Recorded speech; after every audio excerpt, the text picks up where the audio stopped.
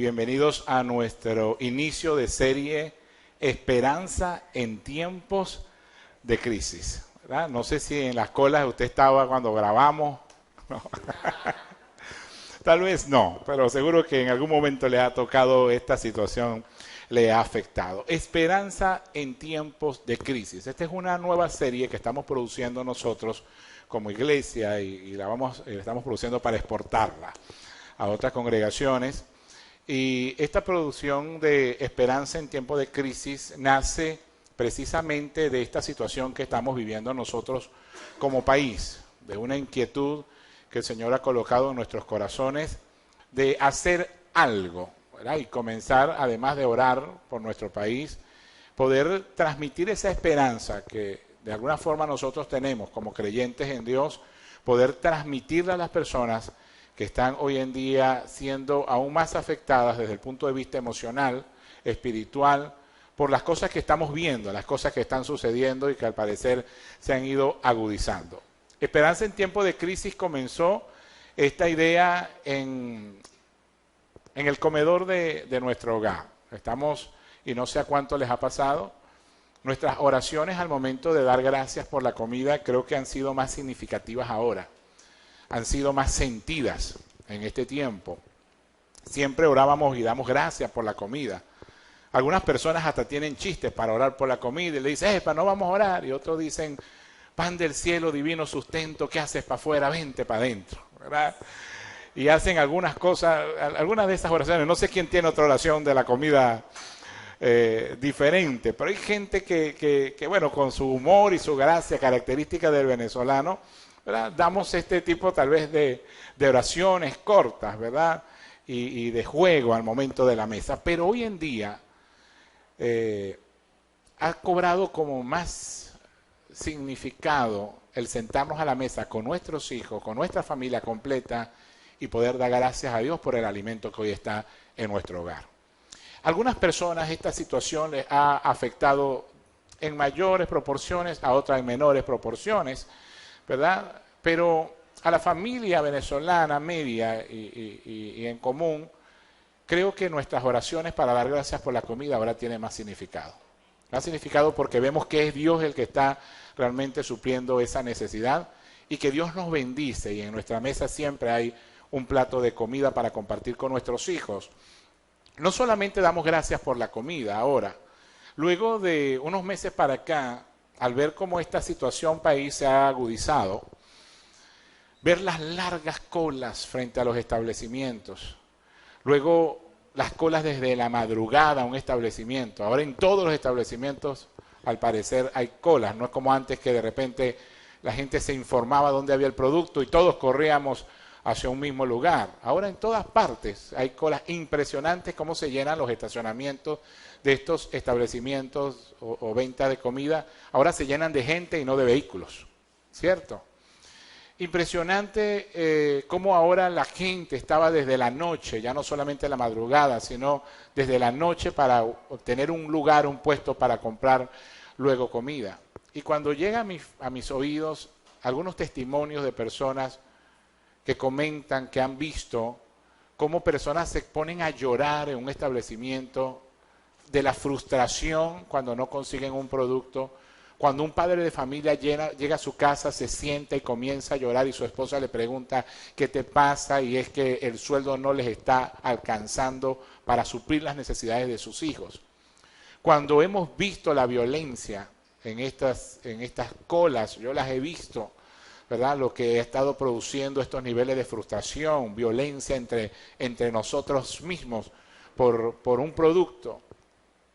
Comencé a orar en mi mesa con mi hija, con mi esposa y a pedirle al Señor por esto. Doy gracias por los alimentos, también oro por las personas que no tienen esperanza.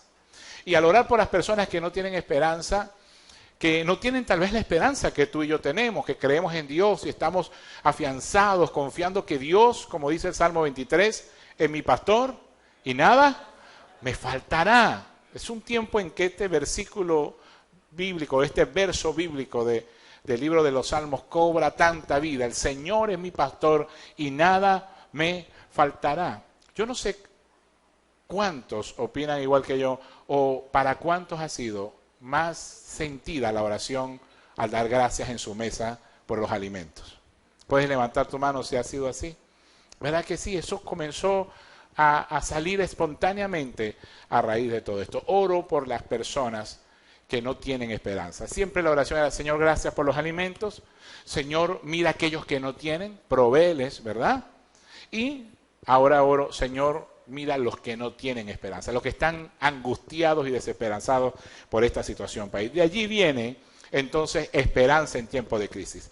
Esperanza en tiempo de crisis es una serie que vamos a estar dando estos 4 domingos del mes de octubre. Y la invitación es para ti, para mí, a que podamos compartir estos minutos de conferencia con un vecino, con un amigo, con un familiar, y que podamos, a través de la palabra de Dios, impartir esa esperanza que todos creo que estamos necesitando, especialmente en este tiempo. Amén. Así que el resto es que los próximos 3 domingos este lugar esté lleno, también como estuvo lleno en la primera reunión, aunque es muy pequeño el lugar, podamos alcanzar a algunas personas para darles esta esperanza. Hay 4 principios que quiero que conozcamos durante estos 4 domingos. Hoy vamos a conocer el primer principio en tiempos de crisis. Y debemos entender una cosa y comenzar a dar esperanza. Esta situación va a pasar. ¿Cuántos creen eso? Esa debe ser nuestra esperanza. Esta situación crítica, de crisis que vivimos, no solamente de escasez de alimentos, sino la crisis moral que como nación estamos viviendo, la crisis espiritual que como nación está viviendo, creo que va a pasar. Pero si se agrava, que es lo que muchas personas están pensando, y algunos economistas infiriendo estadísticamente y haciendo sus cálculos, si esta situación se agrava, ¿verdad? Nosotros es importante que en este tiempo aprendamos estos principios que Dios quiere darnos en su palabra para enfrentar las crisis. ¿Está bien? No faltes ninguno de estos domingos. Te invito a que estés presente para que tengas estas 4 herramientas, 4 principios, 4 propósitos de Dios que quiere enseñarnos cuando estamos en un tiempo de crisis. Mira, cuando el pueblo de Dios sufre crisis o alguna circunstancia difícil, ¿verdad? Una tribulación, por lo general la vive por 3 calamidades. Cuando los hijos de Dios, el pueblo de Dios o una nación pasa por tiempos de crisis, es porque hay una o varias de estas 3 calamidades. La primera calamidad es la hambruna. Diga conmigo, hambruna. El hambre, la hambruna, y vamos a definir el término hambruna en unos minutos.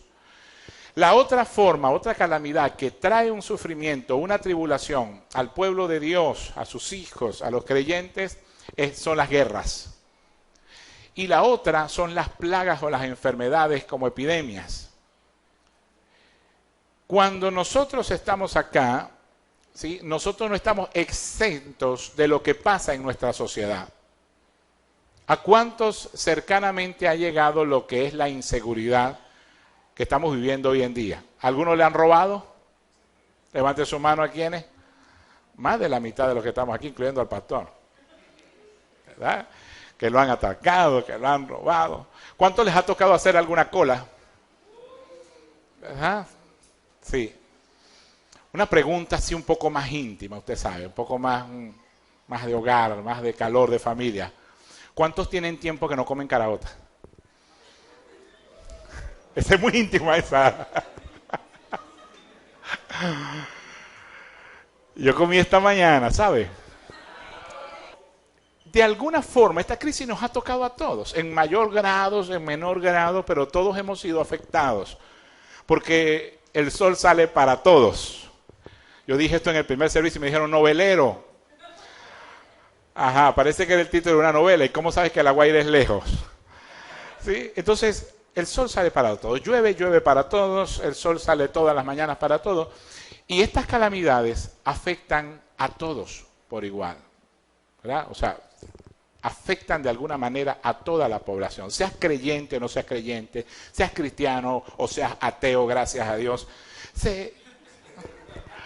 Sí, creas o no en Dios, esta circunstancia nos afecta a todos. Entonces yo creo que todos necesitamos estos principios del tiempo de crisis. Pero la hambruna es una. Y te digo que la hambruna es una de las menos graves en cuanto a las calamidades, porque cuando la guerra viene a un país o a una región, las guerras traen consigo muerte automáticamente. Cuando las plagas, las epidemias o plagas, las enfermedades que azotan a una población traen muerte también. Y una vez que comienzan estas plagas, estas enfermedades que cobran vidas, una vez que comienza la guerra es difícil controlarla. La hambruna se cree que es una de las crisis o calamidades más suaves que puede vivir o experimentar un pueblo hasta cierto punto, ¿verdad? Y se puede controlar hasta cierto punto, pero se cree que de estas tres calamidades, la hambruna, si tuviéramos que escoger, era preferible tal vez escoger la hambruna porque hay una manera de controlarlo y por cierto tiempo, ¿verdad? No es mortal. Vamos a definir la hambruna entonces. La hambruna son severas interrupciones en la producción y distribución de alimentos. Ese es el concepto que le vamos a dar a hambruna y en este contexto vamos a trabajar. Son serias interrupciones en la producción y en la distribución de alimentos. Cualquier parecido con la realidad es pura coincidencia, ¿verdad? Porque vamos a hablar de una situación que pasó en Egipto, ¿sí? Y vamos a ver qué dice la Biblia al respecto de esto. Pero ver la hambruna como eso difícil o esa seria interrupción para producir los alimentos, para distribuir los alimentos, viéndolo de esta manera, podemos decir entonces que estamos en medio de una hambruna. No veamos la hambruna solo como que no hay nada que comer, sino como un proceso o un problema económico que está afectando a una región. Quiero aclarar algo para todos ustedes y para las personas que nos escuchan en la radio y para las personas que nos ven a través de nuestro canal de YouTube. No estamos hablando en contra de un gobierno, ni en contra ni a favor de un gobierno. No vamos a hablar y juzgar a quien colocamos y hablar de un color, de un partido político y de una persona. No. Todo tal vez lo que podamos hablar acá, quien se sienta aludido, ¿verdad? O identifique con algún personaje, bueno, sencillamente es algo que está en la Biblia, ¿verdad? Algo que está ocurriendo y que se asemeja a la situación que tenemos como país. De hecho, ¿verdad? Estamos hablando de la Biblia y la Biblia no fue escrita, aunque parece que está siendo escrita en este tiempo, pues de lo que vamos a hablar no fue escrito realmente en este momento, pero Dios quiere enseñarnos algo. A través de la historia de la humanidad y a través de la historia bíblica encontramos varias hambrunas. Yo voy a hablar estos domingos de 4 hambrunas que aparecen en la Biblia. Antes de hablar de esta primera, hace un tiempo sucedió que se cree que es la primera hambruna bíblica en Génesis 12, cuando Abraham, saliendo de su tierra, de su casa, hacia donde Dios le estaba guiando, dice la Biblia que llegó un tiempo de hambruna en la región donde estaba Abraham. Y Abraham tuvo que huir, ¿sí? Tuvo que huir. ¿Hacia dónde? Hacia Egipto. Abraham estaba pasando por una necesidad, había una seria interrupción en producir alimentos y en distribuir en la región donde él estaba, y tuvo que huir de esa región de Padán Aram, tuvo que huir hacia Egipto, porque en Egipto se escuchó y hubo la noticia que allí se había alimento.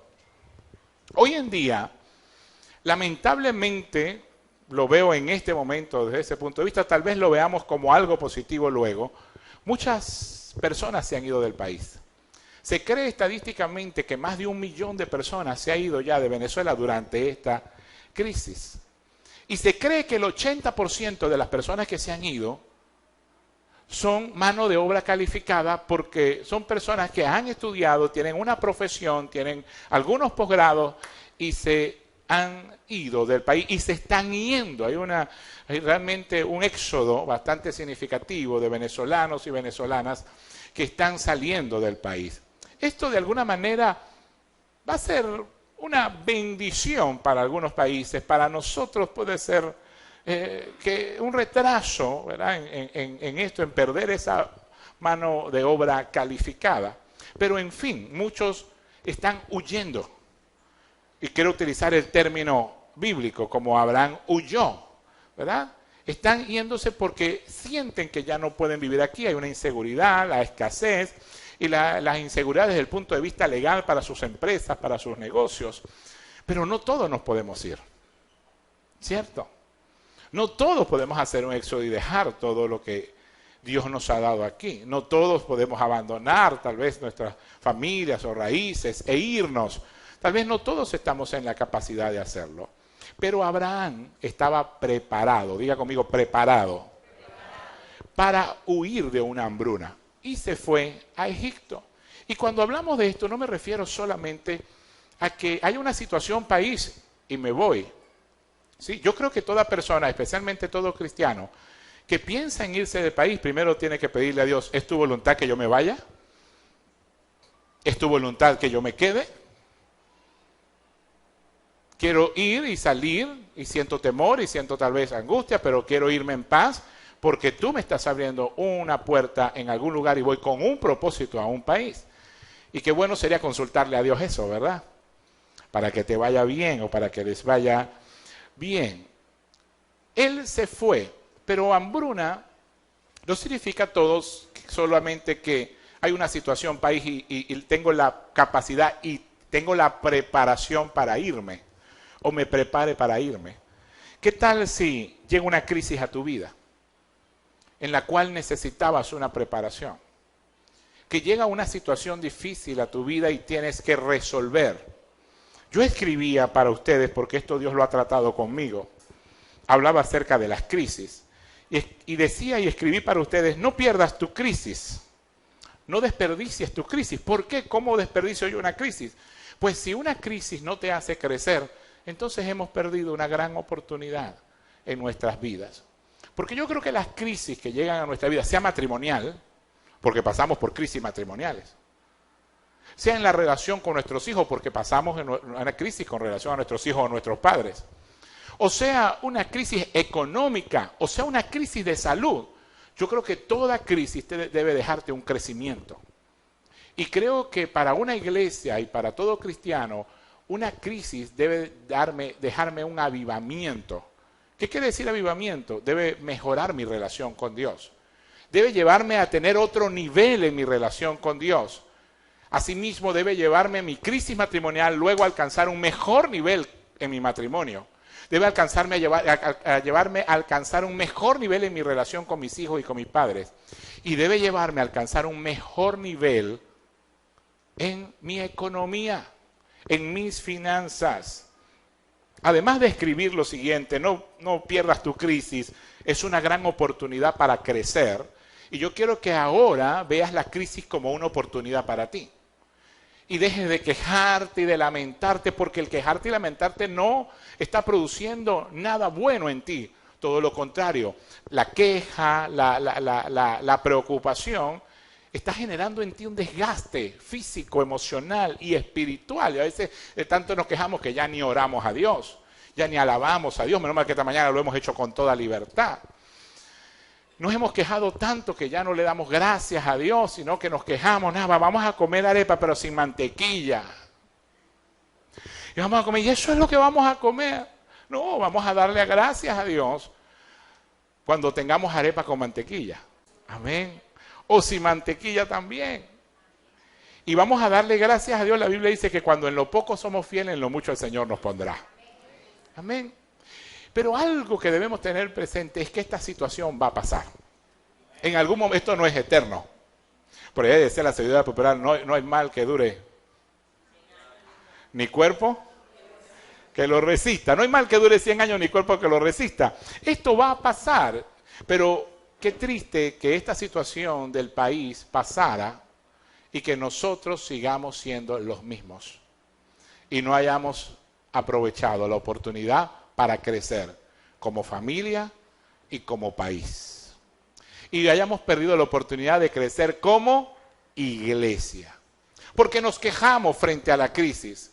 Y aprendí esta semana y compartía con una colega que la acción de gracias, el dar gracias por las cosas, Tener una gratitud es lo que trae ese sentimiento de bienestar.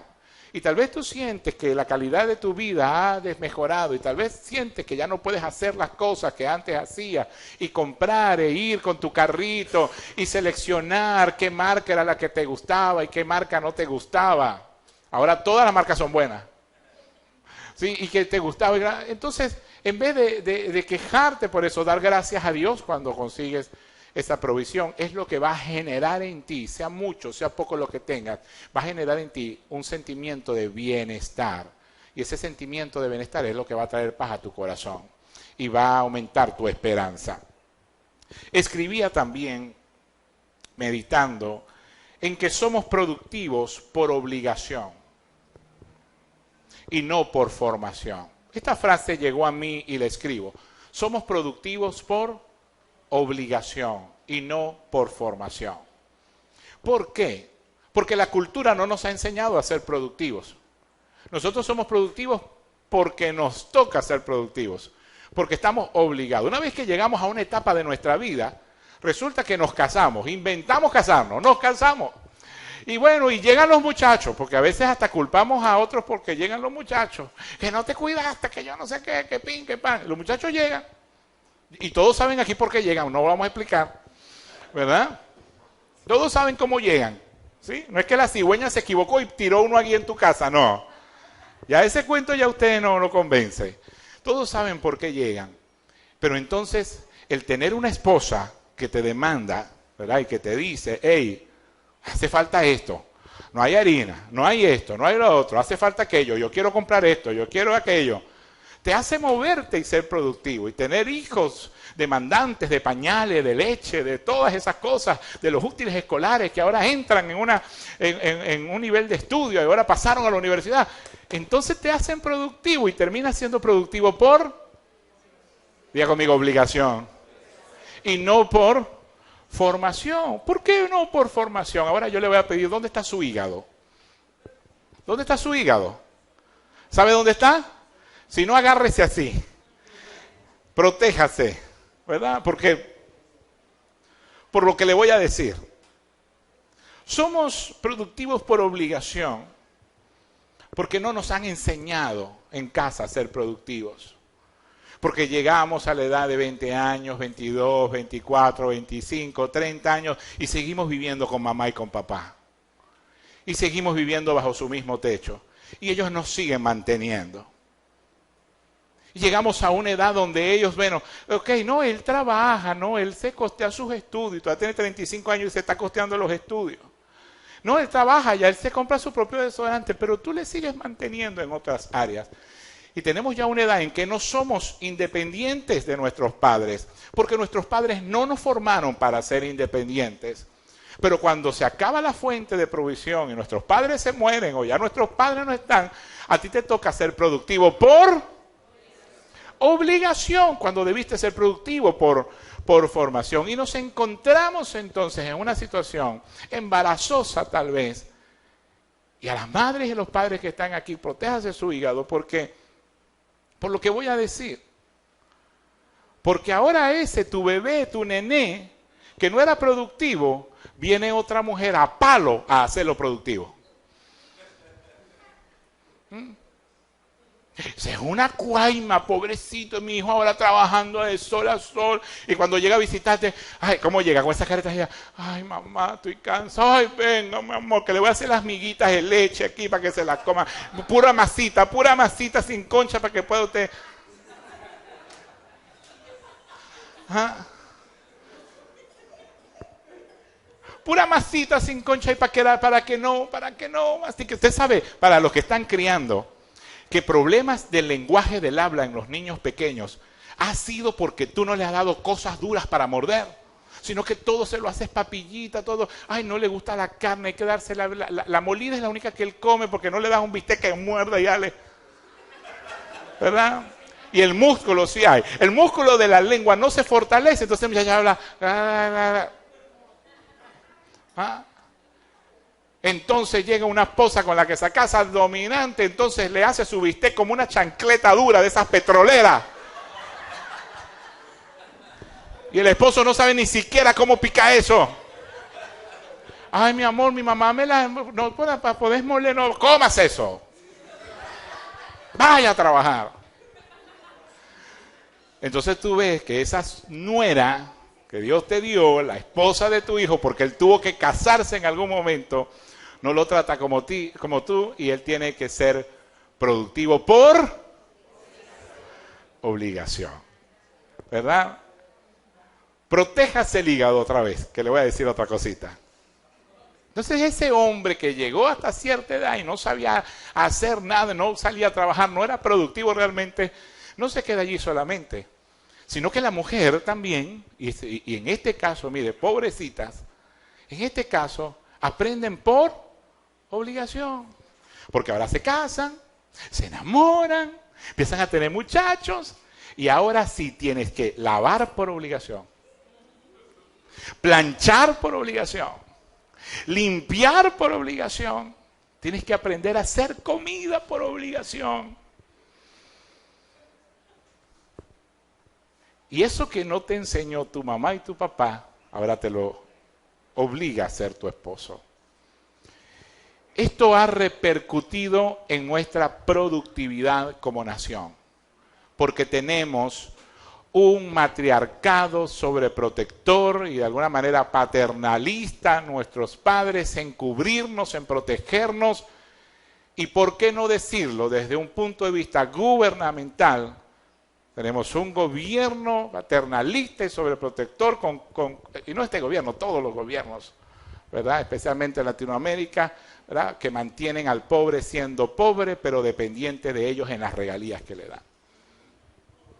Así ha sido. No estoy atacando un gobierno específico, porque todos nuestros gobiernos, en menor o mayor grado, nos han formado así todo el tiempo que hemos tenido tal vez de democracia. Y sigue nuestra pobreza en Latinoamérica por esa misma dependencia gubernamental en que creemos que papá gobierno debe darme todo, como mamá y papá me suplían todo en casa y me enseñaron a ser productivo por obligación. ¿Y por qué por obligación? Porque me voy a otro país. Aquí no trabajaba, aquí dormía hasta las 12 de la mañana, pero en otros países necesito hasta 3 trabajos para alcanzar el sueño americano o alcanzar el sueño europeo, si se le puede llamar de alguna manera. Entonces ahí sí trabajas, pero antes no trabajabas. Ahora sabes hacer comida, antes no lo hacías. Sí. Hemos aprendido a ser productivos por obligación. Usted no sabe quién mantiene a quién. No, pastor, yo mantengo a mi esposa, a mis hijos. No se crea. Su esposa y sus hijos lo mantienen a usted, lo mantienen trabajando para que esté vivo. Así que olvídese que usted es el proveedor y el que trabaja y el que mantiene a su esposa y a sus hijos. No, si usted no tuviese una esposa y sus hijos, usted no tuviera la plata que tiene ahora, porque está demostrado científicamente que el hombre casado produce más y es más próspero. Por eso la Biblia dice, el que haya esposa, haya el bien y alcanza la benevolencia del Señor. ¿Sí? Así, muchachos, que cásense. Cásense, quieren ser productivos, exitosos, cásense y tengan muchachos. No tengan muchachos antes de casarse. Cásense y ustedes van a ver cómo van a aprender lo que no aprendieron por formación, lo van a aprender por obligación. Yo creo que ya están en edad para que aprendan, de alguna manera aprendan. Sí, hace un tiempo, siendo yo técnico medio mecánica de mantenimiento, trabajando en la zona industrial por 12 años, me había dedicado, había aprendido, estaba ya casado, tenía mi casa, mi carro. Aprendí a conducir porque me parece que es importante, no porque me guste conducir, me parece que es importante conducir, aprender a hacerlo y hacerlo bien. Pero quedé de la noche a la mañana sin trabajo en algún momento y pues no sabía qué hacer. Y realmente, en tiempos de crisis, mire, uno se pone como creativo, pero le pide a Dios. Pero hay gente que se paraliza en los tiempos de crisis y no sabe qué hacer porque no ha aprendido a hacer otra cosa. Y si no consigues trabajo en esa área, pues te sientes inútil en ese sentido. Muchos dependemos de un trabajo, muchos dependemos, pero llamaríamos hambruna a ese tiempo de crisis. ¿Qué tal si mañana, o mañana es feriado, el martes, cuando vayas a tu trabajo, ya no hay trabajo? Y estás despedido. ¿Ah? ¿Qué tal si llegas a tu trabajo? ¿Y qué tal si vas a cobrar al banco tu pensión y ya no hay pensión? Y te dicen, no, ya no podemos pagar más pensión. ¿Sí? Yo sé que esto es muy difícil que ocurra, pero puedes imaginártelo. ¿Qué vas a hacer? ¿Cuál es tu plan B? ¿Qué necesitas hacer? ¿Qué necesitas aprender? Me preocupan las personas que muchas veces dependen diariamente de lo que hacen. ¿Por qué? Porque tal vez son taxistas, y me disculpan los taxistas que lo tomen como ejemplo, entonces tal vez son taxistas y depende de su escardilla. Y el día que se paró su vehículo, la familia pasó por una gran crisis de hambruna o económica. Entonces les cortan la luz, les cortan el agua. ¿Por qué? Porque pasan 1 mes, 2 meses, 3 meses sin trabajar. Porque no saben hacer otra cosa. ¿Cierto? ¿Cuál es tu plan? ¿Estás preparado para huir de una hambruna? ¿Para salir de la hambruna? Abraham salió del lugar donde está y se fue a Egipto, estaba preparado para viajar. Pero ¿estás tú preparado para un momento de crisis? ¿Te has preparado para esa hambruna? Y comencé yo a reflexionar y a buscar. Comencé a trabajar yo a los 12 años de edad. Y bueno, y sé cortamonte, y sé pintar casas, y sé ser ayudante de albañilería, y conozco de mecánica, y aprendí a conducir, y me puse a hacer transporte cuando no conseguí trabajo en el ramo que me había especializado como técnico en herramientas de corte industrial. Y busqué y comencé a hacer transporte, después con mi esposa buscamos la receta, aprendimos a hacer torta, aprendimos a hacer ponqué para vender y empezamos a venderlos en grandes cantidades y pasábamos hasta las 4 de la mañana o 5 embolsando ponqués para presentarlos y vender no de 1 sino de 6, ¿verdad? Paquetes. Y fuimos a las escuelas, a las cantinas y le dábamos a las iglesias para que vendían su ministerio de alabanza y tuviesen recursos para los instrumentos. Comenzamos a dar clases de música, de bajo, de guitarra, de teclado, de canto, mi esposa. Y comenzamos a hacer algo para producir. Estábamos de alguna manera capacitados, no nos preparamos para que me dijeran en una misma semana, te quedaste sin trabajo. Pero teníamos una capacidad, tú tienes dones, tienes talentos, Dios te ha diseñado de una forma muy especial, tienes habilidades, así que tienes que descubrirlas y comenzar a ejercitarlas. ¿Qué vas a esperar para tener un plan B y para comenzar a descubrir toda la potencialidad que Dios ha depositado en tu vida? Y no solamente quedándote confiado de que tienes una pensión o de que tienes un sueldo fijo y que es muy difícil que te voten porque tú estás enchufado allí, tú sabes con quién. No, la crisis puede llegar en cualquier momento. Ahora te pregunto, ¿estás preparado? ¿Estás preparado para el hombre que trabaja en casa, que es el papá tal vez, por algún tiempo, algún momento deje de trabajar o de producir? ¿Qué vas a hacer tú? Y entonces es donde comienzas a hacer y a trabajar y a hacer cosas por obligación, a ser productivo por obligación. Yo me imaginaba esto y me imaginaba este escenario, y decía, si no puedo pastorear por alguna razón, si no puedo dar consultas ahora como psicólogo clínico por alguna razón, ¿qué haría? ¿Verdad? Y lo de los carros está muy difícil. ¿Qué haría yo? Pues puedo hacer tortas, puedo hacer ponqué, puedo recuperar clientes, puedo pedirle trabajo a Jorge, o puedo pedirle trabajo a otros por acá. Sé hacer comida rápida, puedo hacerlo. Aprendí, yo no sabía cocinar nada. Sabía hacer arepas torcidas porque yo las migaba y nadie las iba a ver, total. Y las sabía hacer solamente fritas. Era una cosa espantosa, pero como yo era el que me iba a comer, y las migaba, entonces yo comía así. Pero toda mi familia cocina muy bien, mis hermanos cocinan excelente. Yo he aprendido a cocinar algunas cosas muy bien, creo yo que son muy bien, por lo menos a mi esposa le gusta. ¿Verdad? ¿Hay alguno que ha comido el arroz chino que yo hago? Si yo me pusiera a vender potes de arroz chino, ¿me comprarían? Levante la mano para saber. Ok, como que lo voy a hacer. Entonces, ¿por qué? Es algo, hay alguna manera. ¿Qué sabes hacer? ¿O qué deberías aprender? Si esta crisis se agudiza, ahí es donde vas a empezar a hacer un curso. ¿Ah? ¿O deberías estarlo haciendo ya? Si se te corta la producción por un lado, ¿vas a esperar para hacer un curso para tener producción por otro lado? Yo creo que hay que comenzar ya a prepararnos para una hambruna. Abraham por fin sale de su tierra para Egipto, pero esta no es la hambruna que quiero hablarles. La hambruna que quiero hablarles es la hambruna de Egipto, cuando tú recuerdas esta historia. Las 7 vacas gordas y las 7 vacas flacas. ¿Las has visto en películas? ¿Las has visto en la historia? ¿Verdad? Un faraón que sueña y tiene un sueño y se atormenta porque vio 7 vacas gordas, 7 vacas flacas. Las flacas se comían a las gordas. Sí, y no entendía y llamó a todos los sabios, interprétame este sueño, y nadie sabía interpretar eso. Hasta que llamó a un hombre llamado José, que era hijo de Jacob, que sus hermanos lo habían vendido siendo un adolescente como esclavo, lo iban a matar sus hermanos porque le tenían envidia, porque su papá lo tenía él como favorito. ¿Sí? Así como a ti te da rabia a tu hermano favorito y tienes mala relación tal vez con él porque papá o mamá es más favorito con ella que con él o con él que con ella. Y José llega y lo venden como esclavo. Y después Potifar lo compra y lo pone en su casa. Y entonces su esposa, la esposa de Potifar, como el muchacho no quiso acostarse con ella, lo denuncia como que quiso violarla. Entonces a este José lo mandan a la cárcel. Y pasa unos cuantos años en la cárcel. Y estando en la cárcel, le interpreto el sueño a un conocido de Faraón, al copero y al panadero de Faraón, que estaban allí por una falta. Pasaron los años y el Faraón tiene el sueño. Y el copero del Faraón le dice, yo conozco a alguien que te puede interpretar ese sueño.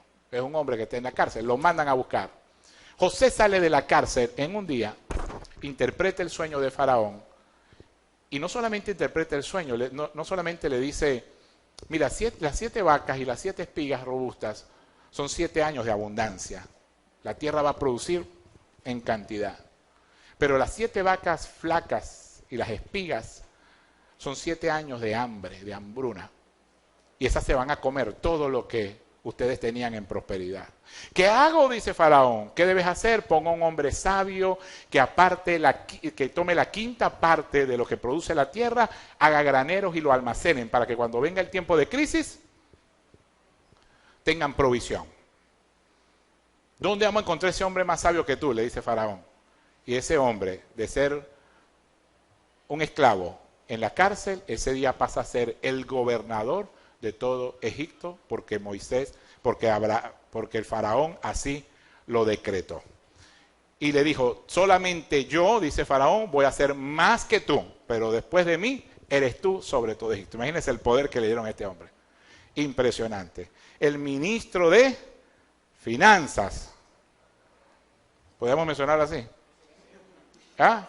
El vicepresidente de Egipto, ¿verdad? Eso, como que llegó ahí la cosa, ¿verdad? Sin estar en ningún partido político, sin comulgar con ninguna ideología, ¿verdad? Política, sin tener ningún color, sin hacer campañas.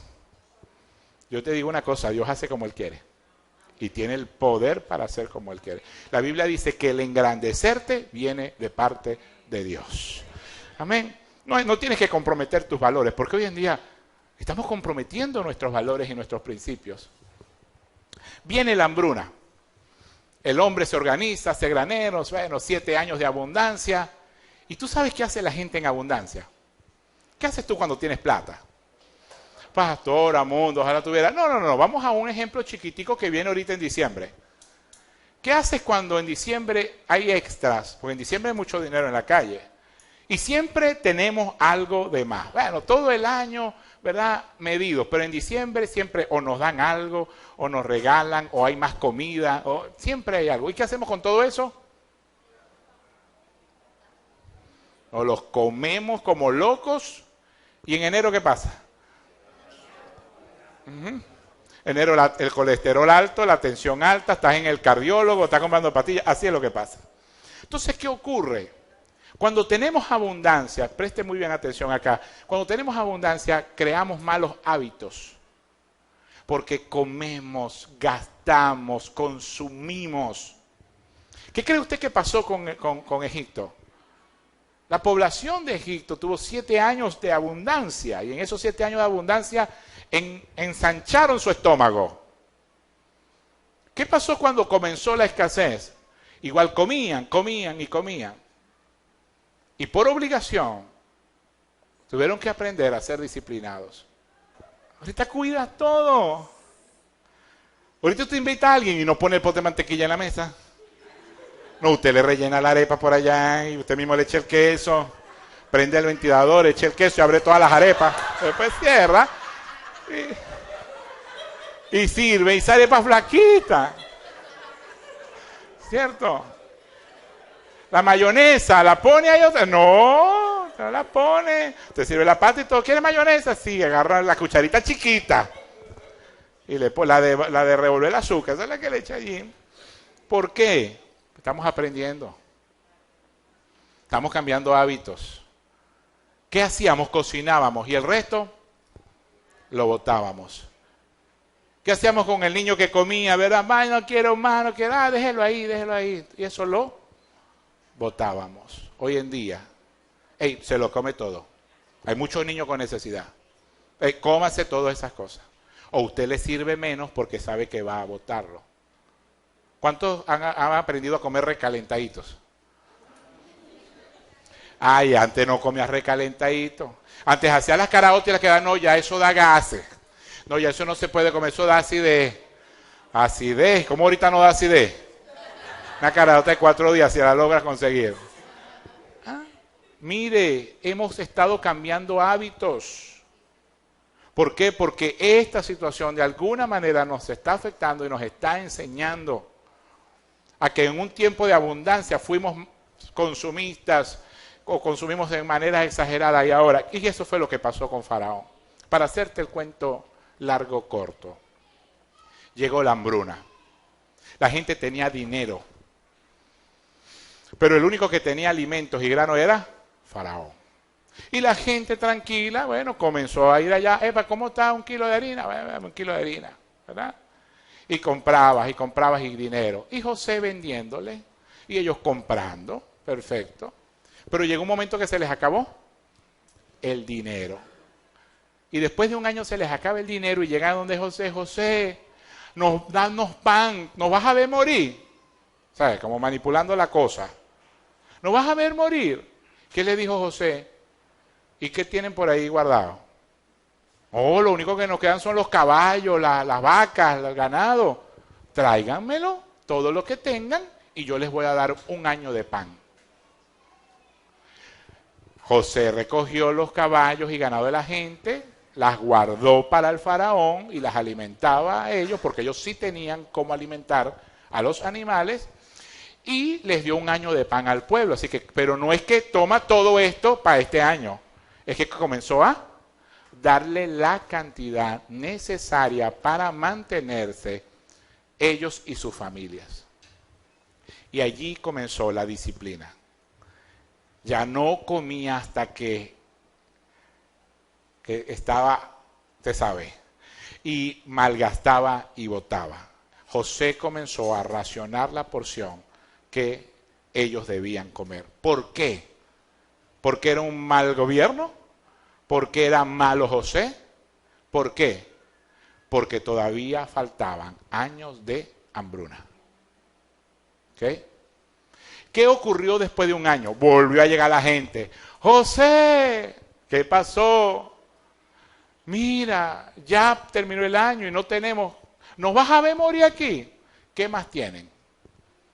No, lo único que hay es una tierra pelada, que no podemos sembrar, no hay grano. Y nosotros. Entonces, denme en sus tierras. Ustedes sean siervos del faraón como esclavos. Se vendieron ellos, sus hijos, sus tierras. Y danos pan. Y mira lo que hizo José. Denme en sus tierras y póngalas a nombre del faraón. Ustedes van a servir a faraón porque ya no tienen con qué pagar ni comprar pan. Y yo les voy a dar grano. Escuche muy bien esto. Yo les voy a dar granos. Con esos granos, ustedes van a sembrar la tierra. Y le van a dar la quinta parte de su cosecha al faraón. Y las otras 4 partes es para que vuelvan a sembrar y para que coman. Igual a lo que nos pasa a nosotros. No vuelvan a venir a pedirle al gobierno pan. Ahora ustedes son responsables, como ya tienen un año comiendo medido, economizando, ¿verdad? Ahora para ustedes va a venir un buen tiempo de abundancia, de provisión, de prosperidad, de crecimiento. Porque las crisis hay que aprovecharlas para crecer. Los planes de Dios para nosotros son planes de bien y no de calamidad, para darnos un futuro mejor. Si una puerta se cierra, Dios va a abrir otra. Dios lo va a hacer. Yo pasé mi hambruna y me quedé sin trabajo. Y busqué desesperadamente y no pude entrar nuevamente a la industria para trabajar. Ya ejercía un ministerio pastoral. Ya lo ejercía. Ya pastoreaba, ya predicaba, ya daba consejerías. Pero si no fuese por esa hambruna que yo pasé, hoy yo no fuese el pastor de esta iglesia y fundador de esta iglesia, ni fuera psicólogo clínico, ni fuera un conferencista a nivel nacional. Doy gracias al Señor por esa crisis, porque me permitió crecer. Me permitió crecer. Este pueblo aprendió un principio que es el que te quiero enseñar. A ser comedidos son lo que hacía. Lección número 1. Fue el gobierno que ahorró y no la gente. ¿Se dio cuenta? Pero bíblicamente no es la voluntad del Señor así. Bíblicamente, ¿verdad? Dios nos llama a prepararnos y a ahorrar, aún en tiempos de crisis. La lección número 2, porque hemos creído siempre que el gobierno es el que debe hacerse cargo de nosotros. Si vemos esta historia, el gobierno no se hizo cargo del pueblo. No, el gobierno administró, pero no le regaló nada al pueblo. Los enseñó a producir, a ser productivos, a ser mejores administradores de los recursos que ya tenían, como era la tierra, el ganado y toda la abundancia que Dios le había dado. Lección número 2. El gobierno no le devolvió el grano a la gente, se lo vendió. Se lo vendió y no se lo vendió fiado. ¿Qué tienes ahí? ¿Qué tienes? Tengo plata, dame plata, te doy grano. Ya no tengo plata, ¿qué tienes? Tienes ganado, dame y te lo doy. Ahora, ¿qué tienes? Ya no quedamos nosotros mismos, sean ustedes esclavos. Y aunque parecía una cosa muy dura y muy mala para enriquecerse y lucrarse un gobierno, fue lo que salvó al pueblo. Porque el pueblo necesitaba entrar, tocar fondo y entrar en una disciplina de Dios para prosperar. Amén. Y lección número 3 para terminar. Prepararse lleva tiempo, no espere más para hacerlo. Comience ahora. ¿Qué va a esperar? ¿Que esto se ponga peor? Puede ponerse peor. Sí, puede empeorar. No. Pero ¿sabes una cosa? Comience ya. En esta hambruna, la sabiduría de Dios dada a un hombre salvó a su pueblo. Y el primer principio que aprendemos en nuestra serie Esperanza en tiempo de crisis es el ahorro. Diga conmigo, ahorro. Que estamos entendidos, tal vez hemos llegado a un consenso que en este tiempo no se puede tener bolívares guardados porque no valen, ¿verdad? Hay que invertirlos. Algunos los invierten en dólares, otros los invierten en motos, otros los invierten en algún bien, en alguna casa, en algún artefacto, en algo que puedas luego vender para cubrir una necesidad o cambiar, para no descapitalizarse. Pero el principio es ahorrar. ¿Cuánto debo ahorrar según la Biblia? El 20% de lo que produzco. Pastor, ¿cómo hago? No me alcanza. Yo creo que es un tiempo de revisar nuestro presupuesto familiar, si es que lo tenemos, y si no lo tienes, empieza por hacerlo. ¿Cuánto gano y cuánto necesito para vivir? En ese cuánto necesito comienza a hacer prioridades. Nosotros hace unos 2, 3 años tuvimos, ¿verdad? Revisamos nuestro presupuesto y quitamos el cable. ¡Ay, pastor, el cable no se puede quitar en este tiempo! no vea televisión. Pero el cable no era una prioridad para nosotros. No, pero yo tengo niños pequeños que yo tengo... Bueno, yo estoy hablando para nosotros, no era una prioridad. ¿Sí? No era la prioridad. Veíamos algún buen programa en algún canal por aire, y no me avergüenzo en decirlo.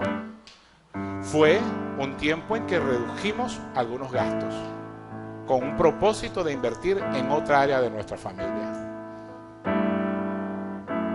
Y podemos revisar si podemos bajar el plan que tenemos del teléfono celular. ¿Por qué? Porque está cada vez más alto. Yo no estoy diciendo que usted va a vivir en pobreza. Entiéndame, yo estoy totalmente convencido que la voluntad de Dios es prosperarnos en todo. Yo estoy convencido de eso. Yo no le estoy invitando a la iglesia para que usted viva pobremente. No. Solamente les estoy enseñando que hay un tiempo de crisis en el cual tenemos que prepararnos. Y luego esta crisis va a pasar. Pero nosotros no vamos a quedar con malos hábitos. Vamos a estar preparados para una gran prosperidad que Dios tiene para Venezuela y para tu familia. Amén. Yo creo que eso puede suceder. Ahorra, revisa. Por último, quiero hacerte una pregunta. ¿En qué o en quién has puesto tu confianza? ¿Dónde está tu esperanza? ¿Realmente está en Dios? Yo le digo, pastor, en el 6:12. Si su esperanza está puesta en el 6:12, déjeme decirle que puede salir muy decepcionado después del 6:12. Yo creo que el 6:12 solo Dios puede controlarlo. Amén. Y el 6:12 en un cambio de color o no, a mí no me garantiza nada. A mí me garantiza que Dios tome control de nuestro país. Eso sí me garantiza a mí. Que Dios tenga misericordia de nosotros. Amén. Porque más que una crisis económica, tenemos una crisis espiritual. Nos hemos alejado de Dios. Y Dios usa las crisis que nosotros creamos para que nos acerquemos a Él. Y yo le doy gracias a Dios a que esta mañana tú has podido estar aquí, alabar a tu Dios, a tu Creador, y escuchar de su palabra, y de alguna manera te has acercado a Él. Y dice la Biblia que si nosotros nos acercamos a Él, Dios se acerca a nosotros. Amén, póngase en pie. Llegamos a una oración, pero quiero pedirte que oremos por los que no tienen esperanza. Oremos por todas estas personas que no han escuchado un mensaje así, que lo que escuchan es en una cola, que todo va a estar peor, que esto es fin de mundo, que quejas y quejas. Vamos a orar por esas personas que tal vez es tu familia, son tus amigos, son tus vecinos, a quienes la crisis les ha golpeado mayormente. Es esa mujer que trabaja en tu casa, es ese compañero de la universidad que tal vez su crisis le ha pegado más fuerte. Vamos a orar por los que no tienen esperanza. Amén. Señor, gracias. Gracias te damos por tu palabra y por este comienzo de serie. Queremos unirnos para pedirte por las personas que no tienen esperanza, por las personas que no te conocen, que están viviendo fuertemente esta crisis económica, de seguridad, por aquellos que lloran hoy en una funeraria, Señor, por aquellos que lloran ahora frente a un hospital porque su familia está allí y no consiguen insumos, por aquellos que necesitan ser operados y no consiguen cómo hacerlo, por aquellos que no saben qué hacer para traer el alimento, Señor, el día de hoy a sus casas, a sus hijos, por aquellos, Señor, que no han podido aún ni comprar sus útiles, sus uniformes, Señor, por aquellos que están desesperanzados. Te pido que tú, Señor, puedas tocar sus vidas y nos enseñes a nosotros a cubrir esas necesidades, nos proveas a nosotros para bendecir a otros, para enseñar a otros, Señor, a ser productivos. Ayúdanos a formar a nuestros hijos conscientemente. Aun cuando esta crisis pase y haya abundancia, ayúdanos a enseñar a nuestros hijos a ser productivos por formación y no por obligación. En el nombre poderoso de Jesús, te damos gracias, Señor. Esto es posible si puedes creer. Dile, si puedes creer. Si puedes creer, las montañas se moverán, los enfermos se sanarán,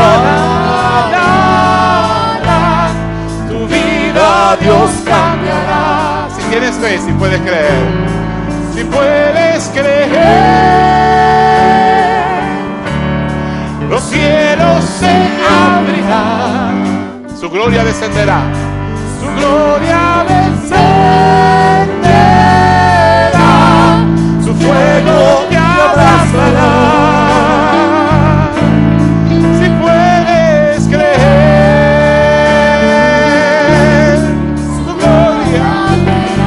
su gloria veremos todos, su amor sentirá.